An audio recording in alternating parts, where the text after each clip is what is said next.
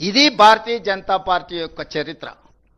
దీన్ని విశ్లేషించి వీళ్ళకి ఒక్కటి వీళ్ళ దేవుడు అసదుద్దీన్ ఓవైసీ.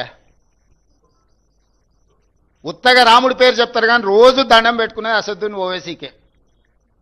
వీళ్ళ లైఫ్ లైన్ అంటారు కదా, వీళ్ళ లైఫ్ లైనే అసదుద్దీన్ ఓవైసీ.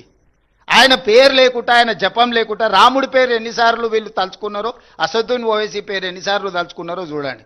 ప్రతిసారి అసదుద్దీన్ ఓవైసీని అల్లావుద్దీన్ అద్భుత దీపంగా మార్చుకొని ఓట్లు అడుగుతారు. మరి అన్ని మీ ప్రభుత్వాలే ఉన్నాయి కదా. అసదుద్దీన్ ఓవైసీ ఇంత దుర్మార్గుడు అయినప్పుడు మీరు ఎందుకు అతన్ని నియంత్రించలేకపోతున్నారు? ప్రజాస్వామ్యంలో ఏఐఎంఐఎం కూడా ఒక రాజకీయ పార్టీ ఎన్నికల్లో పోటీ చేస్తున్నారు. గెలిచిన దగ్గర వాళ్ళు గెలిచినారు, ఓడిన దగ్గర ఓడినరు. వాళ్ళు గుజరాత్లో పోటీ చేసిరు, ఉత్తరప్రదేశ్లో పోటీ చేసిరు, బీహార్లో పోటీ చేసిరు, మన వెస్ట్ బెంగాల్లో కూడా పోటీ చేసి 5 సీట్లు గెలిచారు. వాళ్ళు కూడా ఒక రాజకీయ సంస్థ, ఒక రాజకీయ పార్టీ. కానీ వాళ్ళని భూతంగా చూపించి ఇంకెంతకాలం మీరు ఓట్లు అడుగుతారు?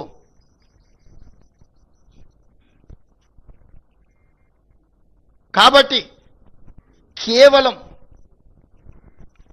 మత విద్వేషాలను రెచ్చగొట్టి కొన్ని రాజకీయ పార్టీల నాయకులను భూతంగా చూపించి రాజకీయ మనుగడ సాధించాలని ఆలోచన చేయడమే వాళ్ళ భావ దారిద్ర్యానికి పరాకాష్ట. ఈ భావ దారిద్ర్యాన్ని చూసి బీజేపీకి ఓటు వేయాలన్న తెలంగాణ ప్రజలు మీరు ఆలోచన చెయ్యండి.